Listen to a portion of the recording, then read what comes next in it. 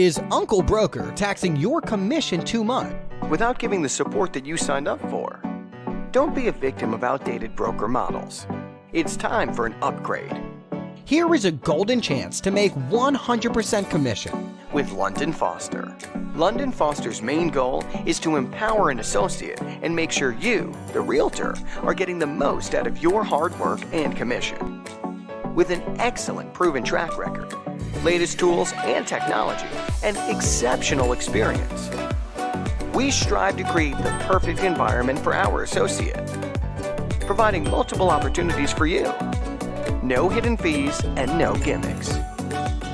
100% commission for our associates by empowering you with the benefits life. A personalized website with IDX searchability, simulcasting your listing to sites like Realtor.com, Zillow, Trulia, and different search engines for brand recognition. An office at the famous Lincoln Road. Direct broker support and free weekly and monthly training from Realtor.com and other partners. A personal business trainer resolving all your queries. In-house private equity fund. No waiting on checks. Get it on the closing day. We understand it's a very competitive market out there. The old broker models don't work anymore. And you deserve more for your hard work. So it's time you give yourself an upgrade with London Foster.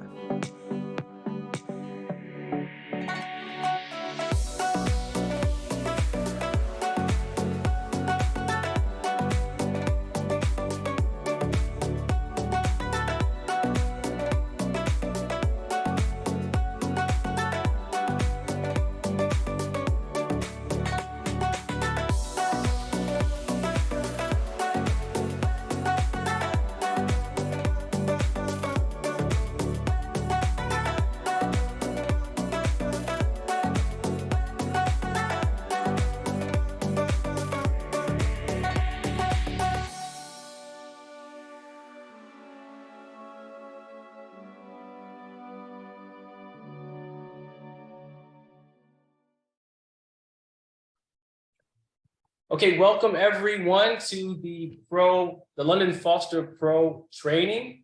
We have Joe Mahalati here, today's guest trainer that is going to give us a wealth of knowledge when it comes to qualified leads.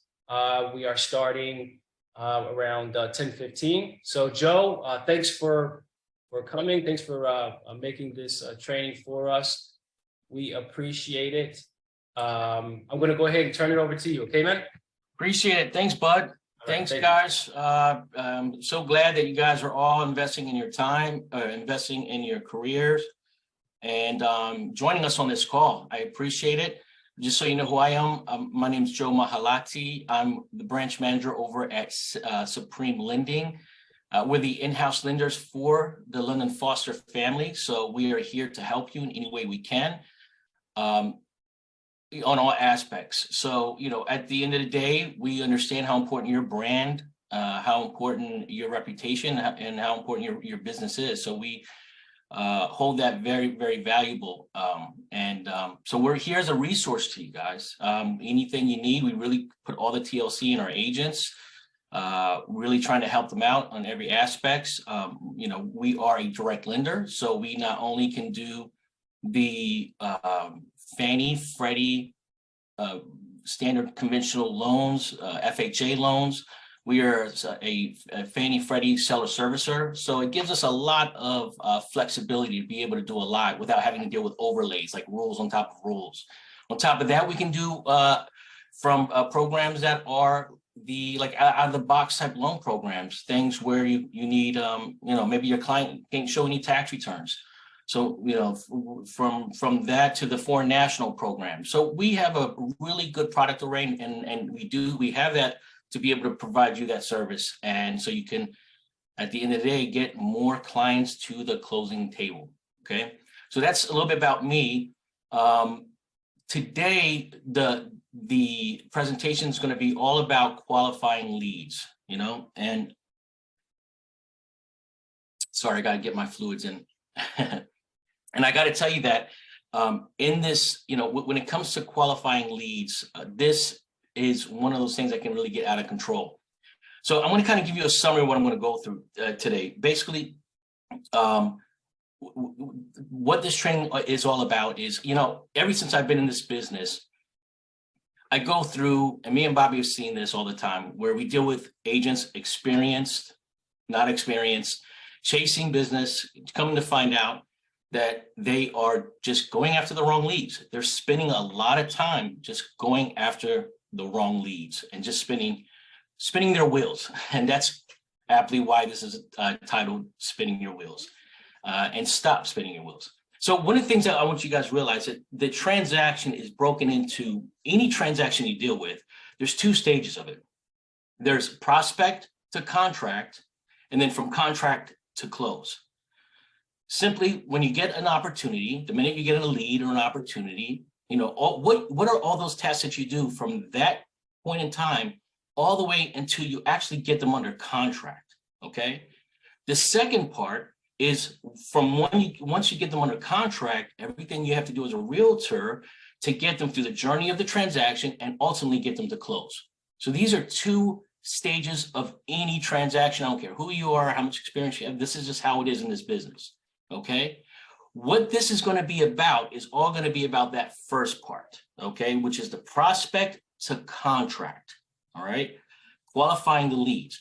This is not going to be about the second part, which is the fulfillment part, what you do after the fact, okay? Instead, we're just going to focus on this first part. However, that said, this will absolutely help you on the second part, okay? So you're going to see a lot of benefits from the contract to close aspect of it, okay? And it will all start to come together when you see why. This training is going to be about, getting better leads that ultimately are going to render you more business and, actually more GCI in your pocket. Now, you guys know what GCI is? Anybody? Gross commission income, okay? Gross commission income. So, hey, that's why we're on this business, right? At the end of the day, we want to be able to make more money. So that's what this is about. So there's going to be three parts that I'm going to discuss today, okay? The first part is the importance of qualifying your clients, okay? You guys, before we fix a problem, we have to be able to identify it, right? That's kind of an important aspect of it. And that's what we're going to do here, all right? Here, we're going to discuss exactly what it is that you need to do, how to qualify the clients the right way, and realize that it's such a vital part of running and building your business, okay? The second part is becoming a qualifying pro. Here, I'm going to share with you exactly what you need to do so that you can actually identify your ideal clients, okay? Again, so this will ultimately make you more money, right? So it's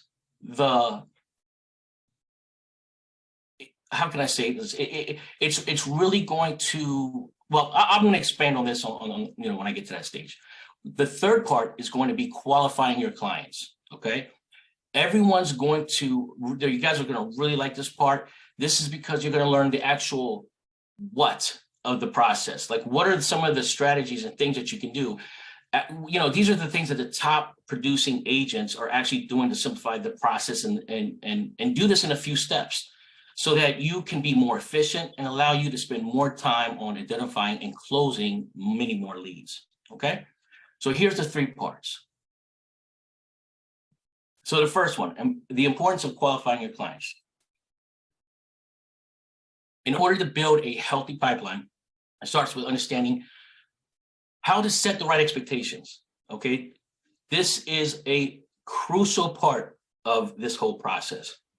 You got to do this to yourself and to your clients. It's funny, one of the things I always tell people is they say, what are you, a senior loan officer? Or you've been in the business 20 years? And I tell you, no, I'm not a senior loan officer. I always kind of say this tongue in cheek, I'm a senior expectations manager, okay? Because most of what we do in this business is, the importance is setting the expectations of the clients.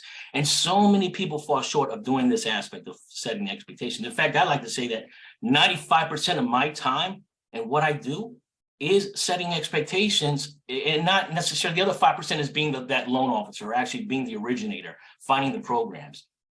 Okay, this is going to help you to become a better steward of your time. And we all know that time is money. And it's going to, again, at the end of the day, allow you to scale, which is to grow. Okay, it's going to allow you to, hey, if you're more efficient, spending less time on the things that don't make you money, then you're going to ultimately be able to do more things, and that's ultimately going to make you more money. Okay.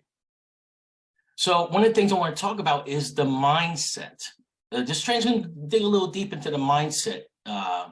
More so than other topics that I cover. Is that okay, Bobby? You think we can talk about mindset a little bit?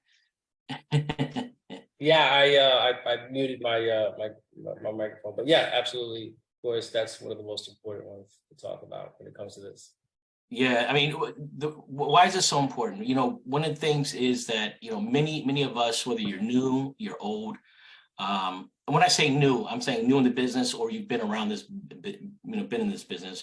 You go through, we go through the ups and downs, the good and the bad, the ebb and the flow. So we go through these cycles of feast or famine. Sometimes it seems like, sometimes we do really good, then things, then all of a sudden we get a couple of deals, and then we spend all our focus in on those deals. And then what happens is weeks go by, we can't prospect, and then we're not able to get any new deals. So now you have to struggle to find more new deals. So hopefully this is going to, understanding this is going to help you define what we have to do. So here's the typical sales cycle, okay, that we go through.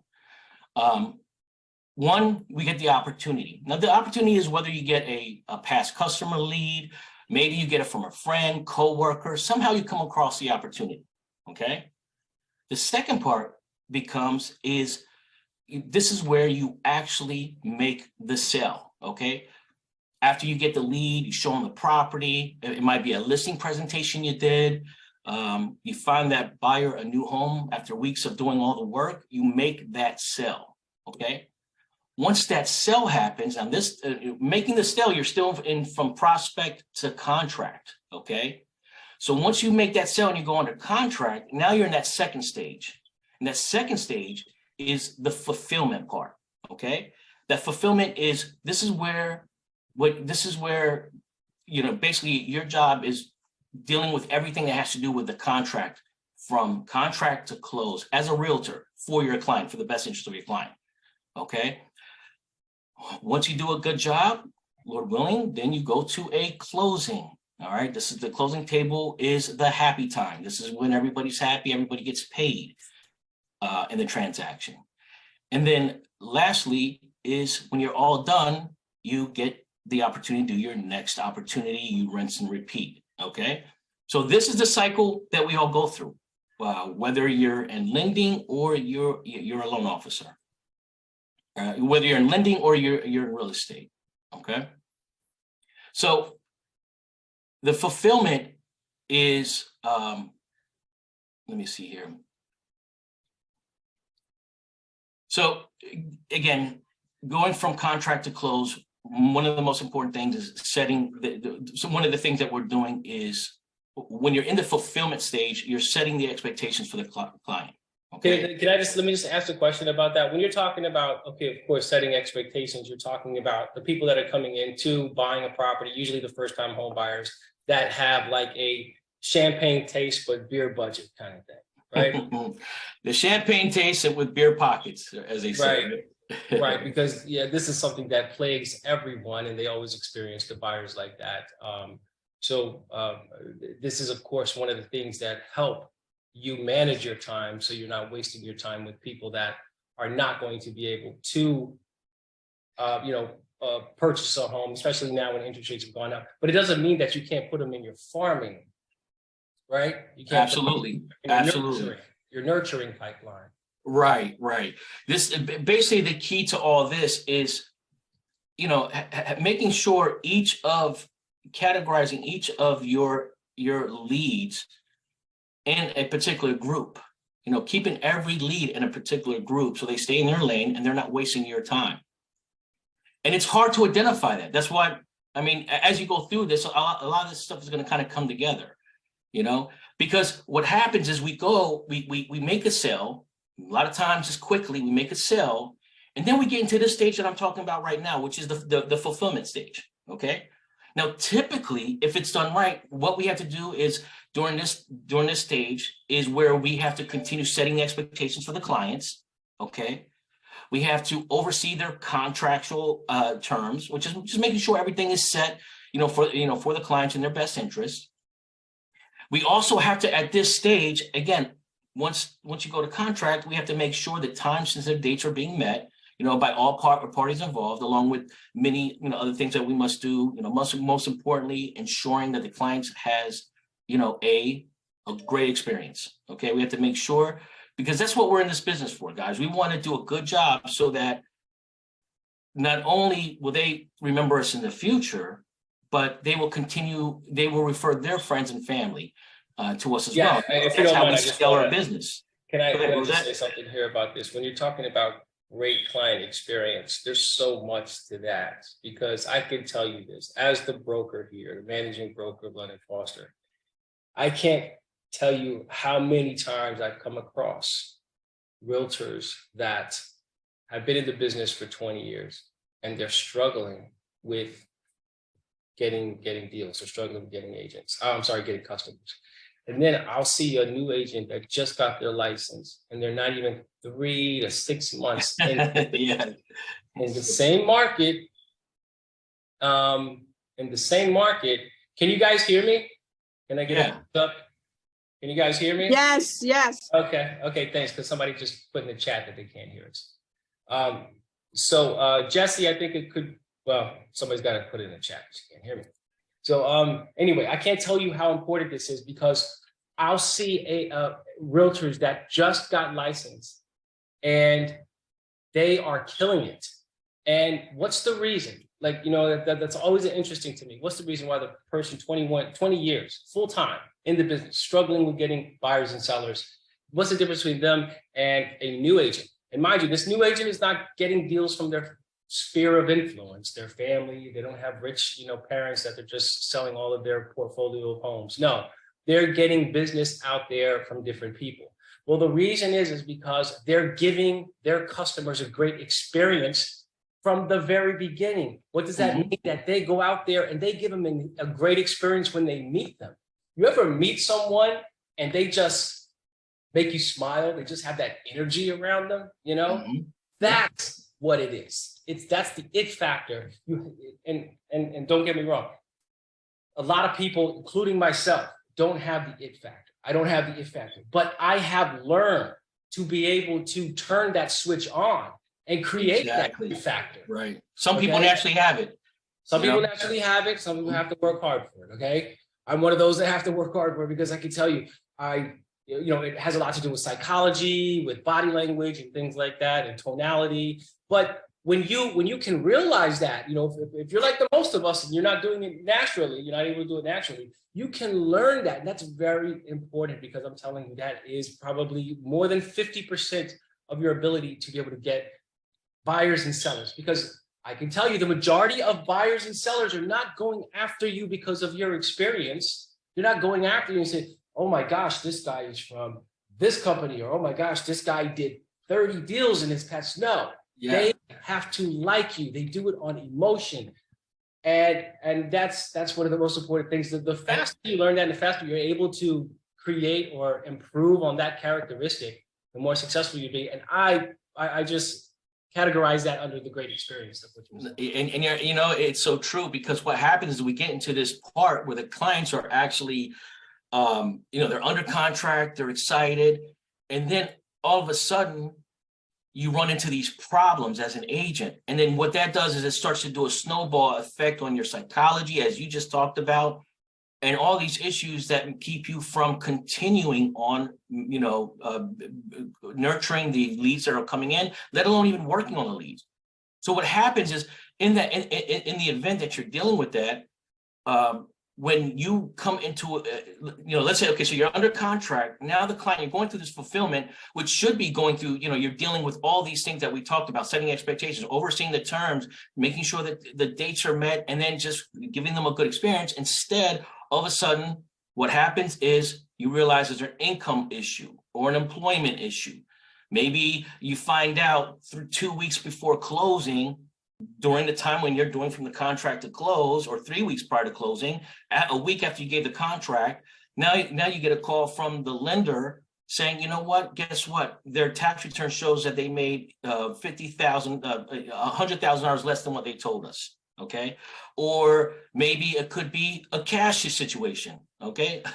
The cash situation, maybe they told them they make $1 million a year or $250,000 a year. They were so excited. They said they had the money, but then never provided the bank statement. You look at the bank statement, they only have 50,000 less than what they actually need, and you spend so much time on all these aspects. Okay. And sometimes during this process, during this fulfillment process, you're inundated with now having to contend with these issues, maybe trying to find them other options, having to spend more time trying to save the deal, putting yourself, and your clients into an emotional roller coaster ride. And this is what happens a lot of the times. Okay. So when what happens at this point, when the fulfillment aspect, which is the contract from the contract to close, it's ultimately compromised. Okay. The problem is so many agents are forced to deal with this during the fulfillment stage. And because of that, they don't do a good job. They don't do a good job during the making the sale stage. Okay. The making the sale stage. They neglect a lot of the fundamentals. And this is some of the things that we're going to go over. Why is it that the agents do this? The reason why is they did not go about qualifying their clients the right way. Okay. They should have went past go. And it's very tough to do that. And that's one of the keys in this whole training. Okay. This is the why, identifying the problem. What happens? Well, at this point, you get extreme frustration. So now you spend a ton of hours. You spend all this time investing into this transaction. Okay. The client has spent a lot of hours. And then all of a sudden you're dealing with issues regarding the financial likelihood of the closing, extreme frustration. Now it's not only is a loss, but it's a loss of time and money for you. All right. It's also unnecessary stress that you're dealing with, compromising your ability to just do your normal fulfillment tasks. Now, this ultimately drives the customer experience down. Okay. You're losing credibility, along with any new leads that you may get from those clients that are going to give you the business. All right. So and one other thing is when you're continuously dealing with this stuff, all right, you're continuously dealing with this stuff, and you're putting out fires. You're unable to. You're just consuming your time doing just like damage control tasks. You're just spending your time, wasting your time. One of the things I want to tell you is that, this whole process, even for the people who are most experienced, I can promise you, even if you get this whole thing that I'm going over with you 150%, I'm going to tell you that you're still going to deal with these issues from time to time. The whole purpose of this is for you to be able to mitigate it, okay, so it doesn't happen as much. So that's the important takeaway here, okay? You're never going to be without this. You're never going to have a situation where you don't have any fulfillment issues 100% of the time, okay? There's always going to be, once in a while, you're going to have an issue. The key is to mitigate this and really be able to focus on the first part, okay? So why does this happen? Here's one of the reasons why this happens. Emotions compromise your rational and your tactical and what you should be doing approach, okay? You should be, sorry, 1 second here.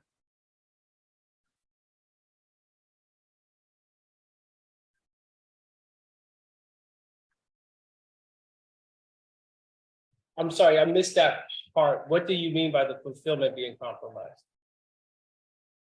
So whenever you're dealing with a client and they are now, you got them to contract. Now you're trying to fulfill the contract. Now you're trying to make sure the dates are okay.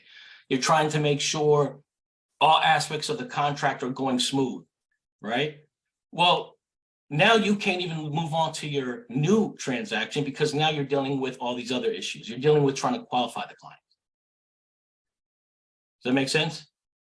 Yeah, yeah. Okay, so like the quality of your customer service, so to speak. Right, The right. fulfillment.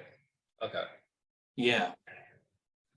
So why is this happening? The clients are really, they're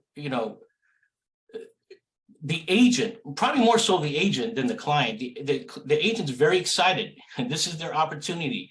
They have wishful thinking. They're making the sale, but basically the sale is with an unsubstantial, it's frail, fickle contract. Okay, because they didn't do a lot of the due diligence in the beginning part of the time. The beginning part of this whole process.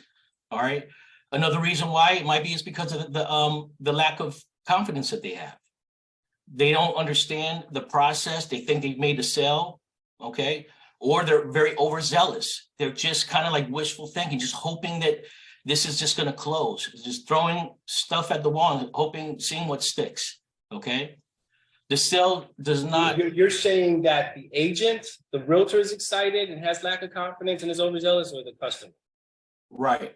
The agent is okay. They're overly excited. This is why the fulfillment part of the whole contract gets compromised. Okay, because the fulfillment part is you want to fulfill, you want to make sure that the client is going to go and close. But how are they going to close if you're dealing with being able to get qualified? You see what I mean? You can't close on that transaction. And the reason why is because a lot of agents, they just, they get too excited. They're not taking their time to do their due diligence that they need to during this process. Right. And let me just say this real quick. Okay, look, a great agent is doing 2 deals a month. I mean, if you're doing 2 deals a month, you're doing great. Okay. How difficult is it to fulfill 2 transactions a month? Okay, it's not that difficult. And if you're doing more, you can create systems, CRMs. That's what the technology is for. But even without a lick of technology, how difficult is it to memorize 4 dates on each deal? Okay, you have the effective date, the inspection date, the appraisal date, if there's a mortgage contingency date, and a closing date. Okay, how difficult is it to remember those 4 dates and always follow up on them? And just be proactive on 2 deals if you're getting those 2 deals a month. So the fulfillment is really not that difficult to do. You know what I mean? Right. No, you're absolutely right.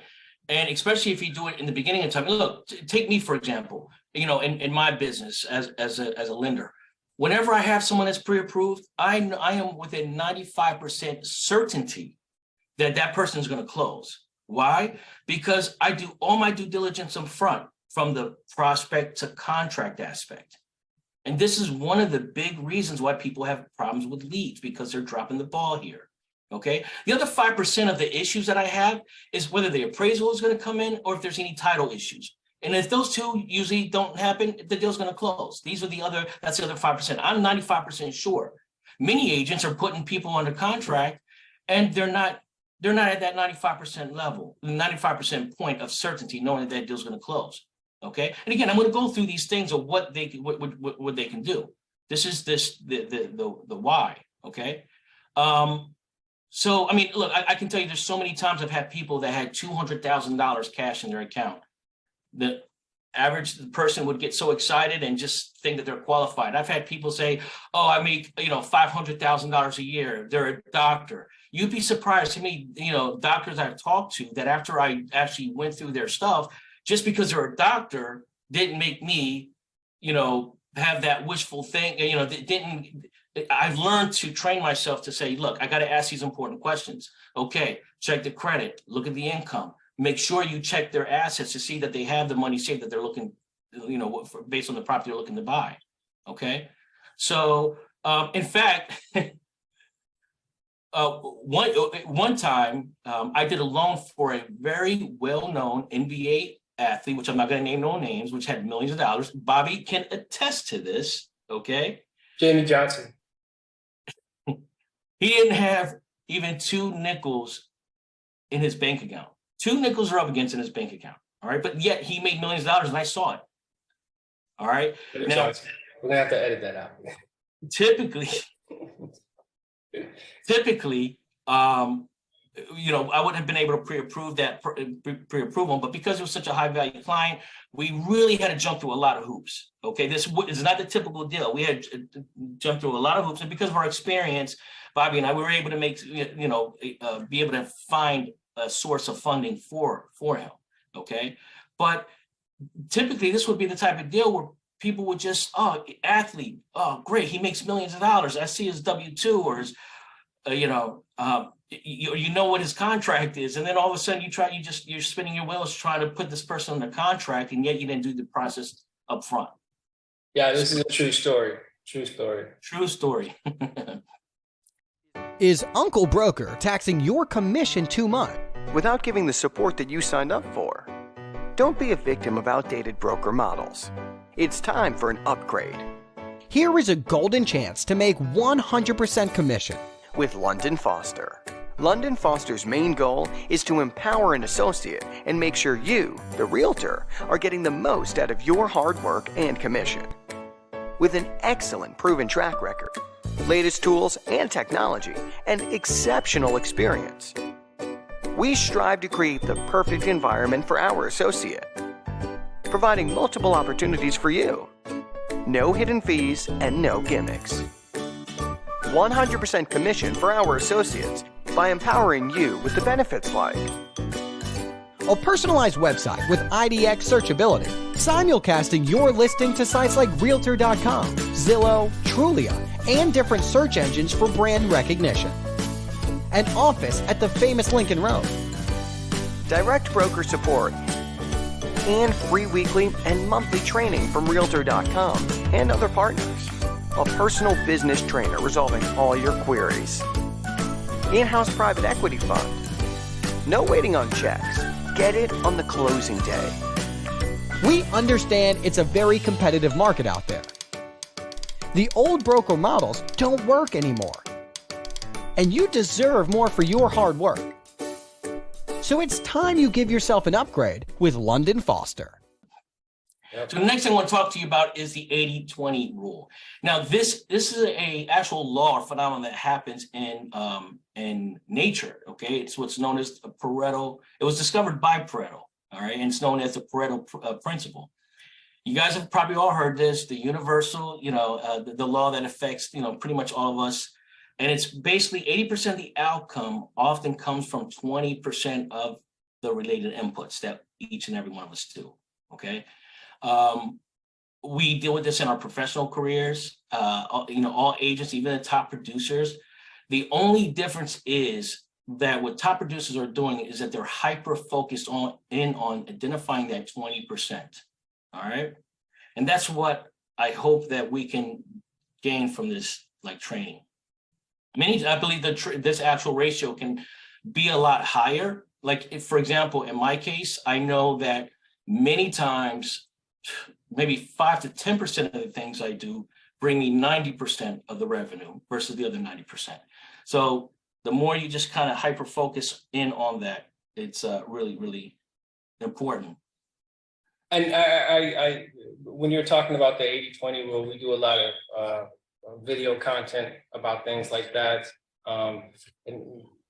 That is so true with everything you do. It's also known as the closet rule, because you use 20% of your clothes in your closet 80% of the time, and the other 80% you only wear it 20% of the time. So that's why it's called the closet rule. But it applies in life. It's funny how it applies in many aspects. I mean, not only just financial, but on many aspects of life that you deal with. But yeah, but you will see, everyone will know this if they have their, if they have a CRM. This is the feedback you get from your CRM. Let me ask everyone here if you could tell me, can everyone here, if you have a CRM, honestly, can you tell me just put in the chat yes or a thumbs up?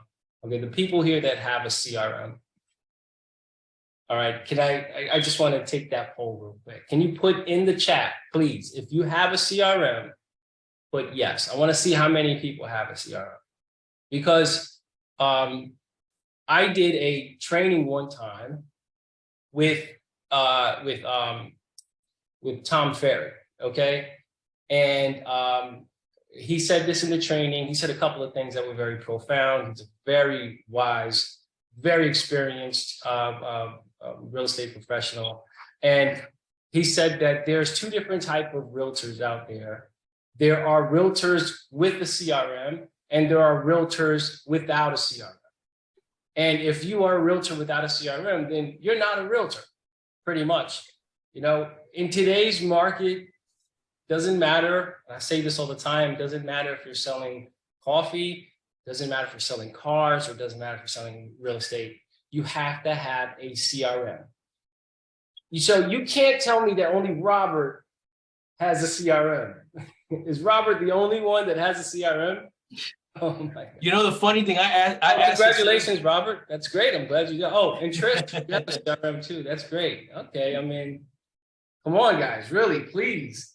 This is. I actually, I'm going to talk about that coming up, man. You beat me to it.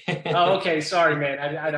I'm not previewed to your. Yeah. For the record, guys, he doesn't know anything about this training, so he's just off the cuff here. But no, you're so right, man. And but I was just gonna give you my one experience. I'll never forget. And Bobby probably remembers these times when we first got into business. We would deal with clients, and a lot of times what we did was we were selling our own homes. We had property, would buy properties and sell them. And I'll never forget. This is when I really learned this concept, or started to learn. I really could appreciate this.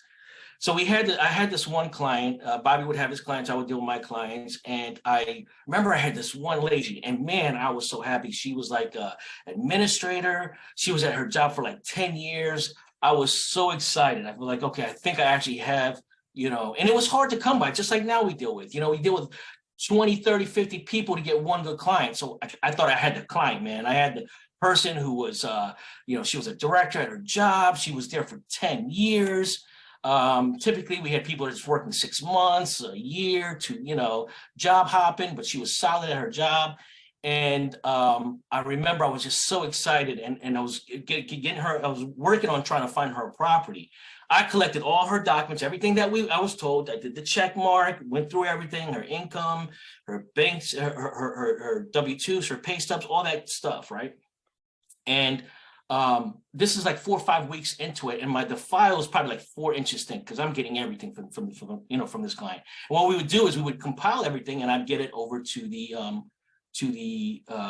lender that we were sending to. So now she finally finds a property, and now she has to go, and we had to go back and forth on the issues, because what we would do is not only would have the client buy the property, but we would have them, we would deal with like renovation stuff, have them pick up carpets, deal with the contractors, all this stuff. So 4 or 5 weeks in, up until spending all this time, and I'm telling you, I was spending hours on collecting docs, going through, answering questions. I can't tell you how many questions I answered. Then I dealt with the time of dealing with the contractors, going back and forth, picking everything out. So now we're about 6, 7, 8 weeks into it. And now, she decides, okay, this is the house. She was okay with all the repairs.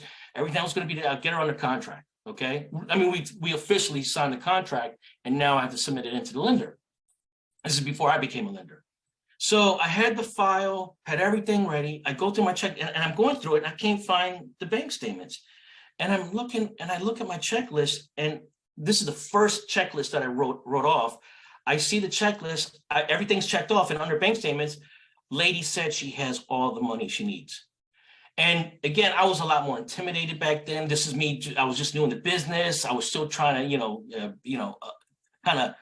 I was young at the time. I was trying to understand it. I kind of felt, so I was intimidated on that part because she was very direct. She said, I have my money. I have all the money I need. So everything else checked off. So I felt, okay, well, the girl has all her money. So I finally had to go through that uncomfortable situation. I was forced because I had everything else. I said, listen, I need to get your bank statements. Can you send them in to me? She said, sure, I'll send them in to you. She shoots them in to me because apparently I didn't ask her. She sends them in to me, and she has about $553.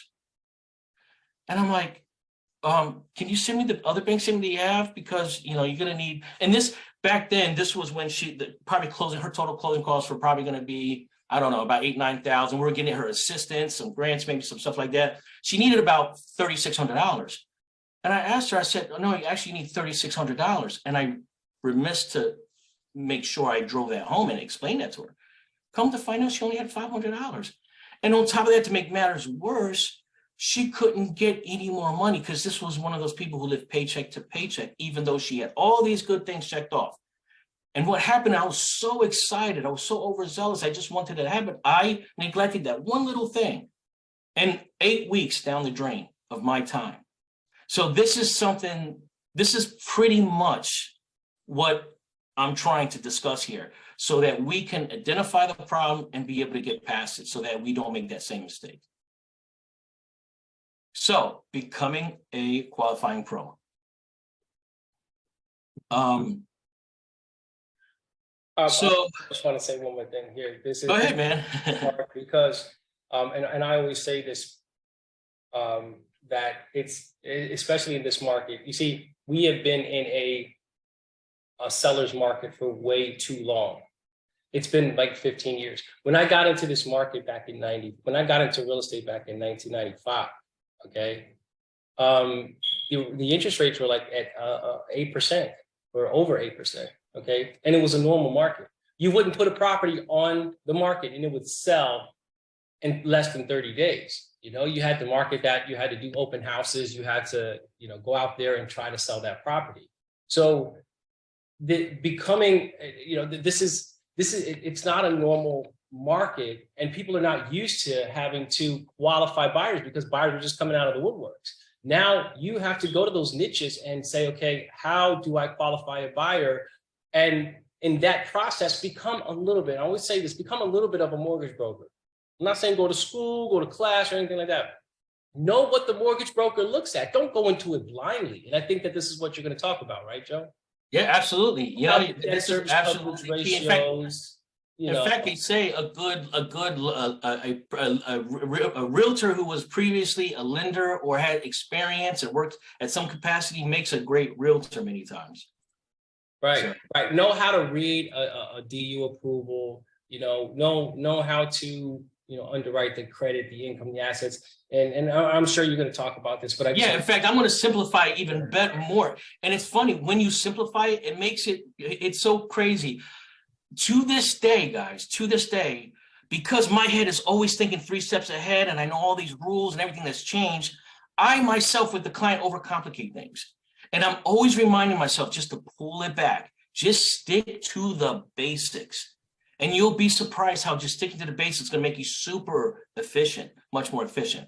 So one of the first things we can do whenever we're dealing with a client is, this is, again, how we can become better at identifying good clients, being efficient, and being able to get them to the closing table. Number one, we got to find their motivation, okay? Why do they want to buy? Is it they want to stop renting? Their lease is coming to an end. They have to relocate.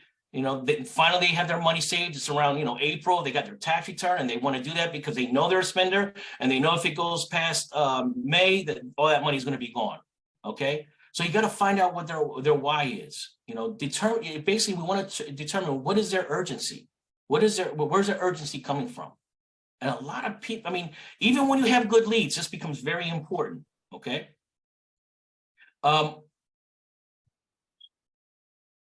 So one of the things you want to do is you want to meet with the prospect, okay? This is where you want to set up a consultation with them. You want to set up an appointment to have a consultation. If it's not in person, that's okay. It can be Zoom, at least a phone call, all right? But get some sort of commitment from them. If not, you know, this will basically increase your chances, you know, of them maybe ghosting you. Many times when you know, if you get some sort of commitment, you want to keep, you know, you want to keep them from giving them too much information and then all of a sudden they ghost you. All right. So make sure if you're going to provide information, it's during a consultation where you can meet with them, preferably in person. Here is where you want to be able to build up your rapport. Okay. You want to go over your value proposition. Here you have the opportunity to reassure them about what they can expect from you, the immense value you're going to be providing them.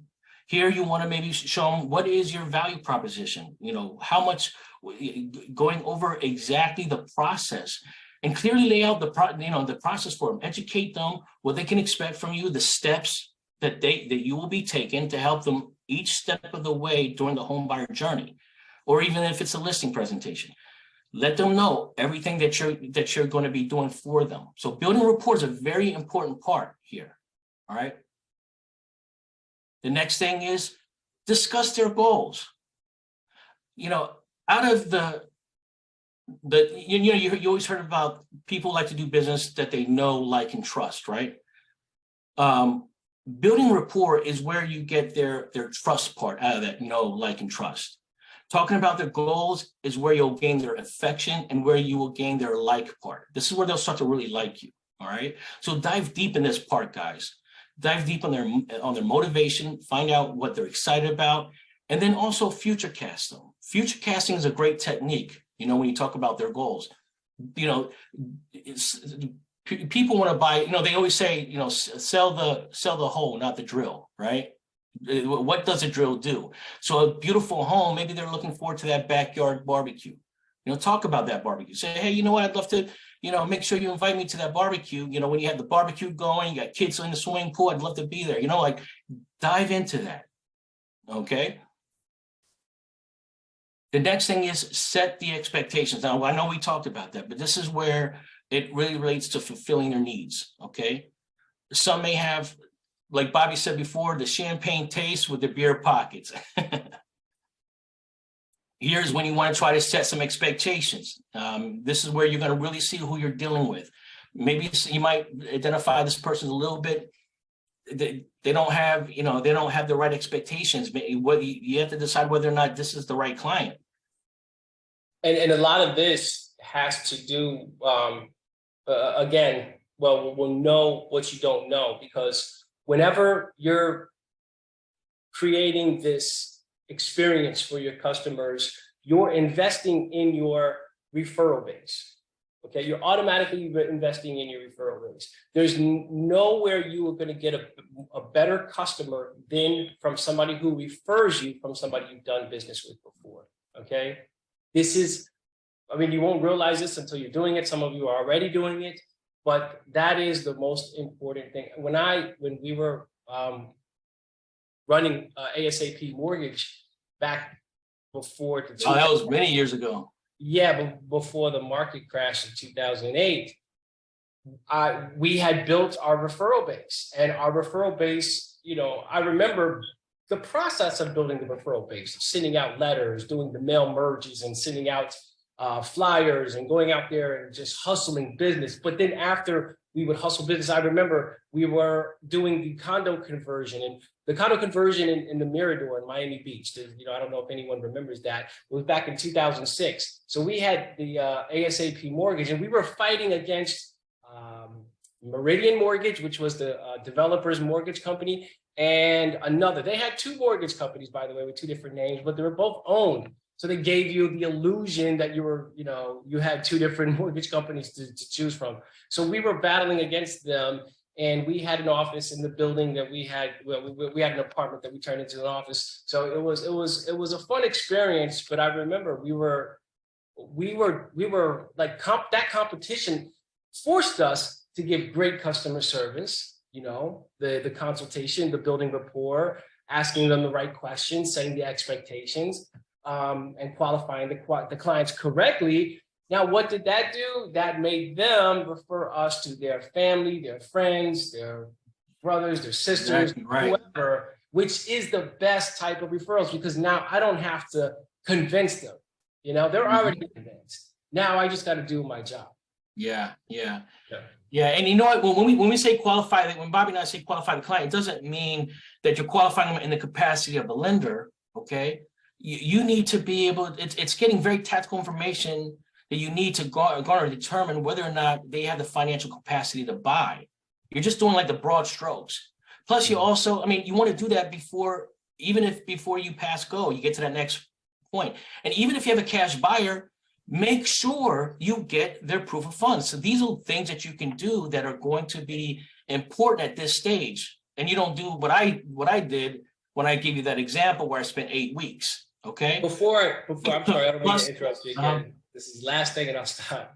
But I just want to say, because I might have to jump on a call later on, I just want to say, Robert and Trish, if you could put your email or send an email to me. If you can send it private if you don't want to, but I mean, if you don't want to send it to everyone, but send your email to me. I'm gonna send you both a $10 Starbucks gift card, okay? For showing your camera, and because you guys are the only ones on this call that said you have a CRM. Right there, you guys deserve more. But please, okay? I want to send you guys a $10 gift Starbucks card. So cool. Very nice.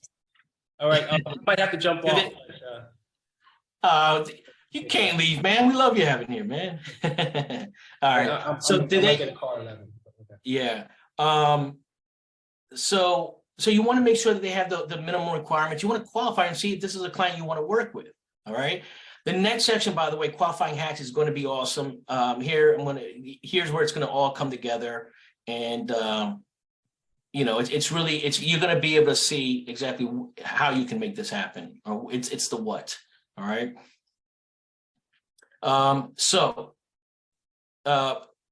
Once you qualify the client, this is where you're deciding whether or not you want to pass go, okay, with this client. And this can be a very difficult thing to do. Sometimes it's tough to fire a client or a prospect for that matter. But when you know you have someone that's good to work with, and you know that you've done your due diligence, this is the point where you're going to move it to the next step, okay? Maybe it's someone who looks very financially qualified, but their expectations are way off. Maybe everything is met, but their expectations are off. There's nothing you can do for them. You know, they make great income, okay? They have money to put down, but they want to purchase a $1.4 million property, but your analysis shows that the absolute best case scenario they will qualify for is $600,000. And yes, by the end of this training, you're going to know exactly how to do that. Okay, it's going to be, you don't have to be a long seasoned loan officer to be able to determine that. I got these really cool hacks that will help you determine that within a few seconds. Okay. However, on the flip side, you may determine that they all have your non-negotiables met. Okay, now this is important for your non-negotiables. They are motivated. That's number one. That's very important. All right, they have to have some sort of urgency. Number two, they have the financial capability. Again, very important. And number three, they meet all your expectations for you to be able to work with them. All right. So these are three things that you want to make sure that they have: motivation, the financial capability, even if it's a cash buyer, they want to have they have the funds, and three, that they meet your expectations. They're someone that you can work with. All right. If you are someone who puts your kids to bed, or you like to have that time at 7, 8, 9 o'clock with your kids on a certain day, and that day is the only day that they can see properties, you got to set expectations. That doesn't mean fire them. Maybe you might want to do a referral, but it's better than to deal with that up front than to work with them and then find that out later, to then lose them to someone that you can't even get at least a referral for. Okay. The next thing is get their commitment. Here is a very, very important stage of this process. It's more than just having a conversation and showing them properties. It's about making sure you get them to acknowledge what may seem very uncomfortable to bring up. It's not fair to you to neglect this part. So make sure you do this, okay? Make sure, you have that conversation with them. And here's kind of a good way to go about that. You might go, on a script, you might say something like, hey, Mr. Jones, I hope everything, went well so far. What I did was I went through your goals. I determined exactly what you're looking for. We've discussed an approximate range for the sale price of your home and monthly housing payment. And I walked you through this third step, 3, a clear plan detailing the next steps you will need to take and close your new home. Okay, was that helpful to you? They'll probably say yes. Obviously, they'll say sure. Say awesome. Let me ask you another thing. Pause. Wait for them to answer. They're going to say, obviously they're going to say that this was helpful to them. So you're going to say, let me ask you another question. Is there anything that would prevent me from being your buyer agent? Again, pause, let them answer, okay? This is where you're going to be able to get them to say one of two things. They're either going to say no, which is great because they are directly committing to you, okay? But it also psychologically committing them to using you, or because they will also put you into a position to bring up any countering objections right there on the spot. So this, which allows you to address them right away there on the spot, instead of weeks of putting so much work into it, okay? So deal with this up front. Ask them that question. Is there anything that would keep me from being your agent, all right? Let them address you. Pause, don't talk, hear what they have to say. And then this gives you the opportunity to do the next step, which is once you get their commitment, you want to be able to go over their clear next steps, which is going to be number one, signing that buyer agency agreement. All right. Now, some people don't like to sign that buyer agency agreement. I think it's a good thing because it makes them, it commits them to wanting to, it gives them a psychological commitment. All right.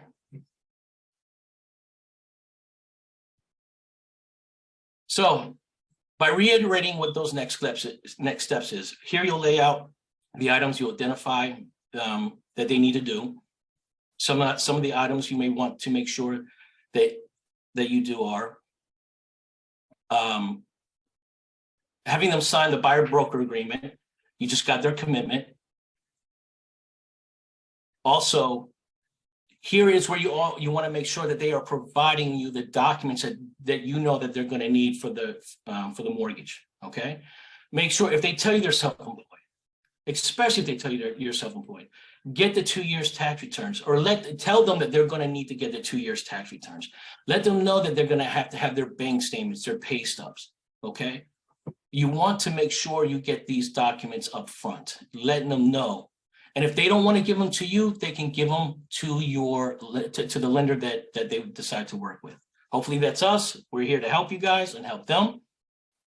The third thing you want to do, which is the clear next steps, is you want to be able to go over the showing schedule.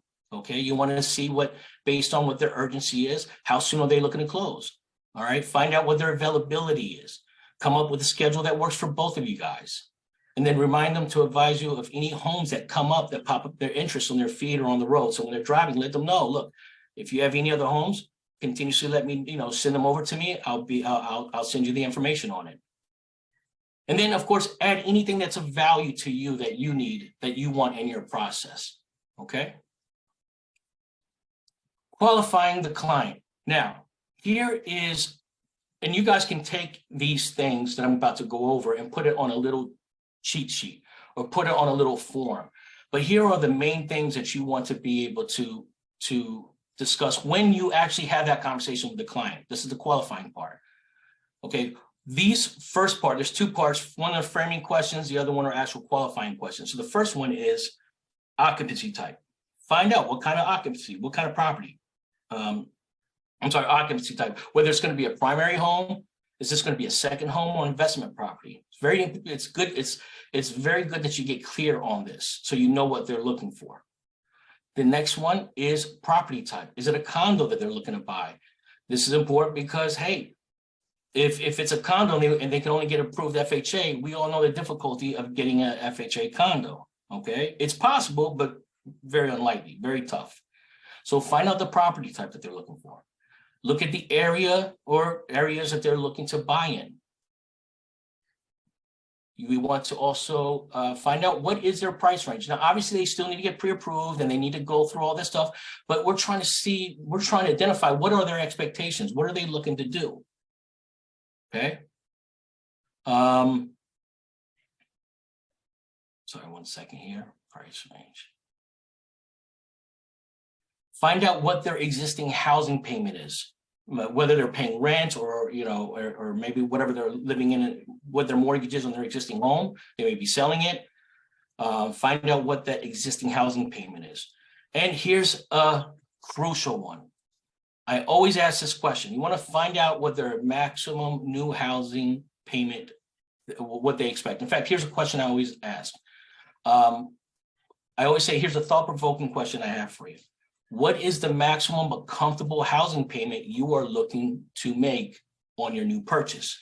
Again, trying to get that, setting the expectations. Do they have the champagne taste with the beer pockets? This is going to tell you right there. Okay. Someone may say, oh, I want to buy a $300,000 property. I only have 5% to put down, and I want my payments to be under $1,500. It came no more than $1,500. Well, right there, you can identify whether or not this is going to be someone you're going to be able to work with or not. Okay. And you'll be surprised how many clients that are out there that will have that type of expectation. So it's good that you deal with it up front. Okay.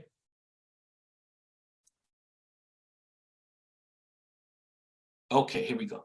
So qualifying questions. You want to ask for number one, what is your credit score? Get an idea, find out what is their credit score. The higher, the better, obviously. Typically, guys, just make a little mental note, anywhere between 660 and 680 is where you need to for conventional financing, just to give you a rough range. The higher, the better, obviously. But ask them what their credit score is. And if they say they don't know, everybody can go online these days, and there's free ways to figure out to determine their credit score. So nobody has any excuses. Make sure you find out what your credit score. You want to garner what their credit score is. The second one is what is your annual taxable income? What is your annual taxable income? Okay, write that down. Find out what that is. Doesn't matter whether it's W-2, 1099, just ask what's your annual taxable income.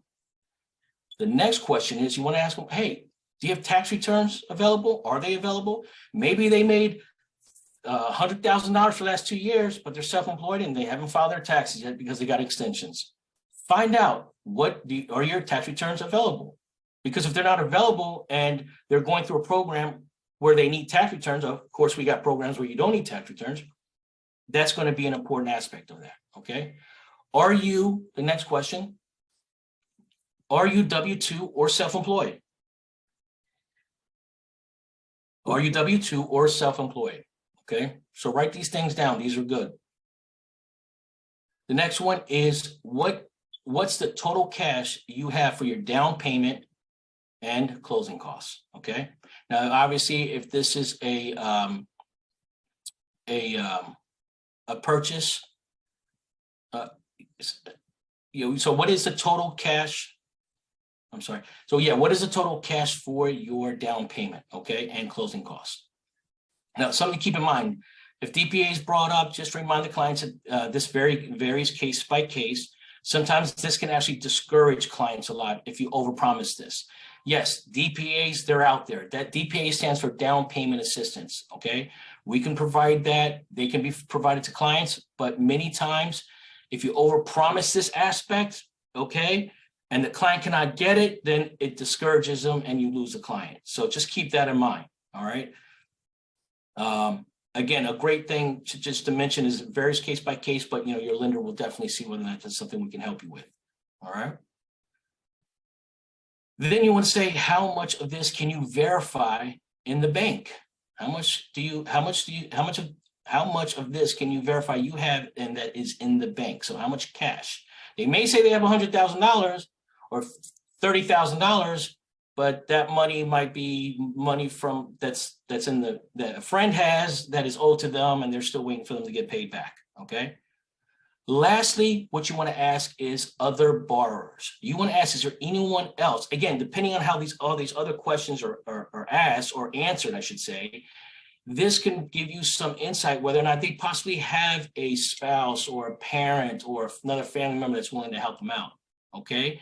And if they do, they say, oh yeah, you know what, my wife or my girlfriend might want to come on might want to purchase as well. You want to run through not the framing questions, because we already know what they want to buy, the qualifying questions. Okay. Ask that other person the same questions. This is important to even pass along to the lender. Okay, once you have this, not only will you be able to identify if this is someone you're able to work with, but your lender, if you need to bounce it off your lender, they'll be able to get you the feedback much quicker, right? So 3, now we're going to talk about the qualifying hacks, all right? Determining the sale price your client will qualify for. Here is basically what we're going to be going over is actually how you can do this, okay? Within a few steps, that's going to basically allow you to spend more time identifying the clients and closing more deals. So without spinning your wheels and waiting to get some information, you can actually do a lot of this stuff up front, okay? Yeah, you can obtain everyone's income that's going to be purchasing. FHA allows for a higher DTI. Those with those that have low debt. Okay, so all right, so here we're gonna go. Here we go here. If you have a client, so when it comes to loan programs, there's some programs that are more conservative as far as how much a client can buy versus FHA is a little bit more, some programs are a little bit more aggressive, okay? So here's a good rule of thumb that you can use whenever you are qualifying someone. If you're trying to figure out how much that a person qualifies for, all you have to do is you ask them what their annual income is, okay? On those prior questions, you're going to realize that the client makes, like in this case, $125,000, all right? If the client makes $125,000, this is a typical good rule of thumb to use. 3 times that income is going to render them the sell price of the home that they're going to be able to purchase. Or I should say really like the loan amounts, okay? So they'll be able to qualify for a $375,000 loan, all right? Now, you can also go up to 4%, 4 times that income. So you find out, now that $125,000 might be one person, or it could be husband and wife, 2 people, okay? So it's a total income. Once you've garnered that amount that they make, what their taxable income is, you can use this formula. That way you don't have to sit and wait, let me send this information to the lender, find out how much they qualify for. Really quickly, you can be able to identify, okay, this client makes $125,000. So here's a typical range. They're going to qualify for anywhere between 3 and 4 times that taxable income, okay? So in this case, the client will qualify for $375,000 to a $500,000 sale price. Believe it or not, that can go up to 5 times. That is possible, okay? And as I say here, it's not often though, okay? This is going to depend on if the client has, how much debt they have and whether or not they're using, let's say, FHA financing. FHA, for example, they have a higher back-end debt ratio that allow you to go up higher. So there is a possibility where you can go up to 5 times, provided they have a high credit score and they have low debt. So once you have this, once you're able to get the person's annual income, you can quickly determine pretty much without a shadow of a doubt, not a shadow of a doubt, but within an approximate range, potentially anywhere from $375,000 to usually $500,000, but possibly up to $625,000. Okay, just use this rule of thumb. Just to make it easy, just use 4. Okay, but quickly you can figure this out. All right. So here's another thing that you can do. You can determine what their annual W-2 income if they're unsure. Sometimes you might, believe it or not, guys, this happens once in a while. The person, they don't know how much they make. They're not sure how much they make on an annual basis. W-2. One question you can always ask is, what is your hourly rate? Okay. And basically, if you just take their hourly rate, times it by 2,000, that will pretty much give you what they qualify for, or what their annual income is. So if someone says they make $36,000 a year, you know, in this case that they are their income's about $72,000 a year. Okay.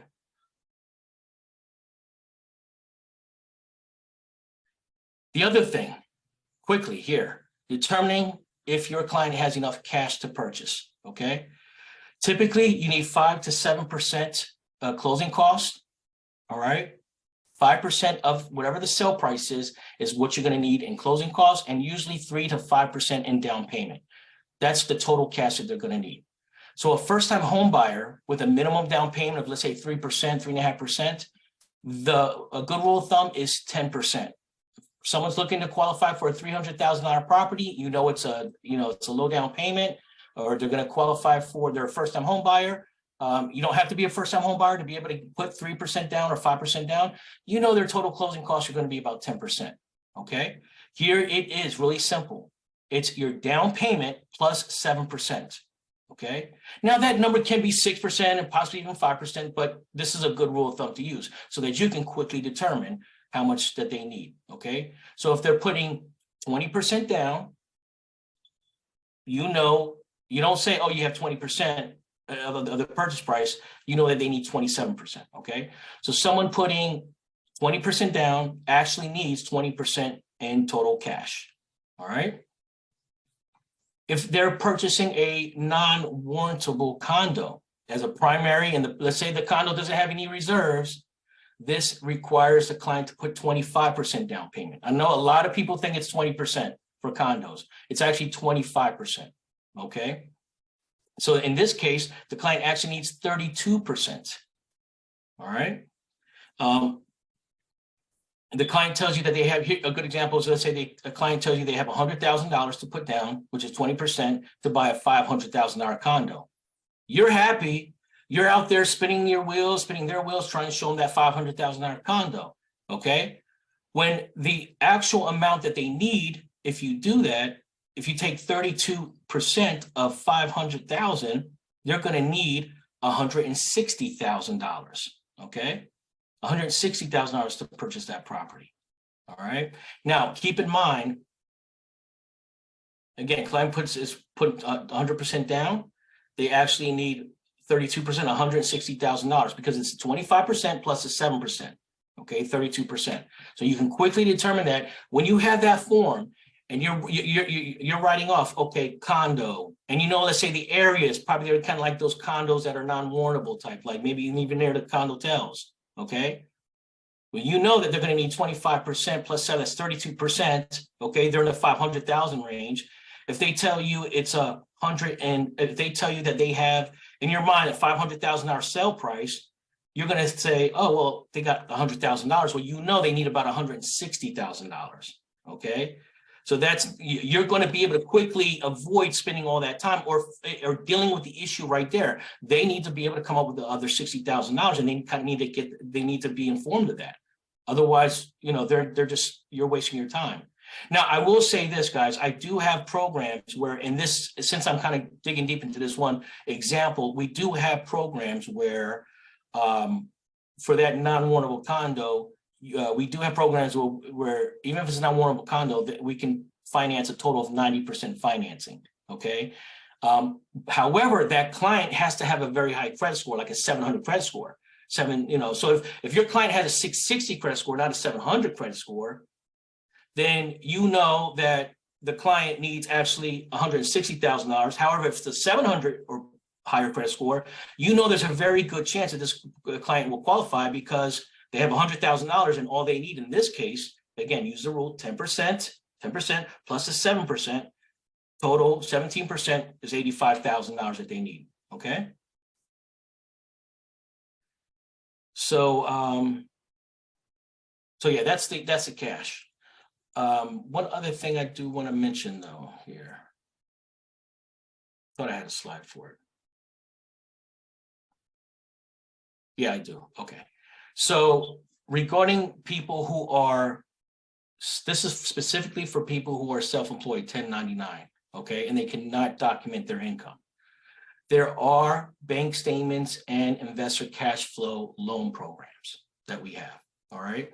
So actually, bank statement loans are for the people who are self-employed and cannot document their income. Investors, they might have a W-2 job, but they can't document their income and qualify for more property.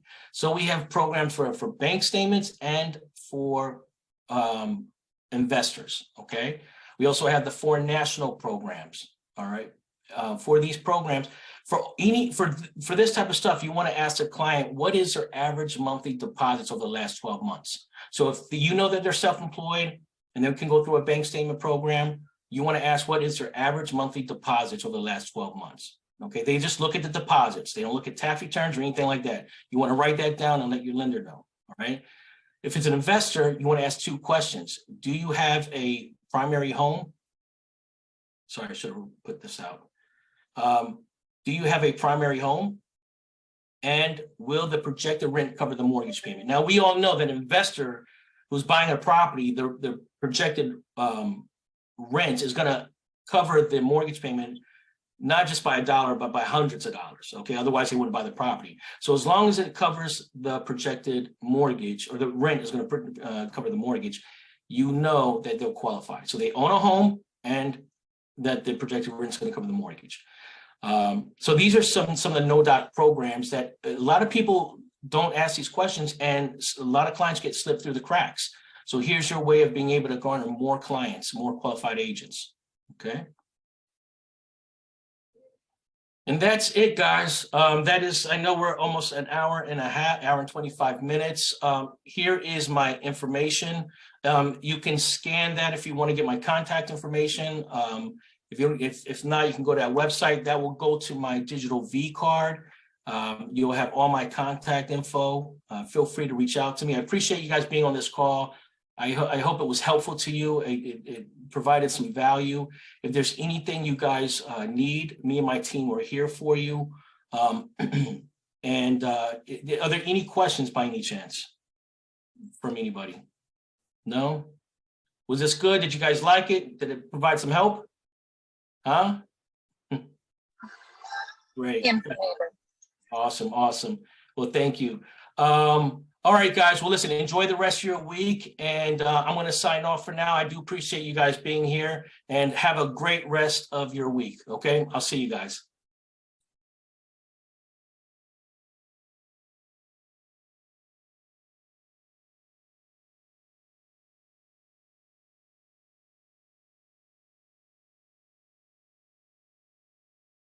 Is Uncle Broker taxing your commission too much without giving the support that you signed up for? Don't be a victim of outdated broker models. It's time for an upgrade. Here is a golden chance to make 100% commission with London Foster. London Foster's main goal is to empower an associate and make sure you, the realtor, are getting the most out of your hard work and commission. With an excellent proven track record, latest tools and technology, and exceptional experience, we strive to create the perfect environment for our associate, providing multiple opportunities for you. No hidden fees and no gimmicks. 100% commission for our associates by empowering you with the benefits like a personalized website with IDX searchability, simulcasting your listing to sites like Realtor.com, Zillow, Trulia, and different search engines for brand recognition. An office at the famous Lincoln Road. Direct broker support and free weekly and monthly training from Realtor.com and other partners. A personal business trainer resolving all your queries. In-house private equity fund. No waiting on checks. Get it on the closing day. We understand it's a very competitive market out there. The old broker models don't work anymore. And you deserve more for your hard work. So it's time you give yourself an upgrade with London Foster.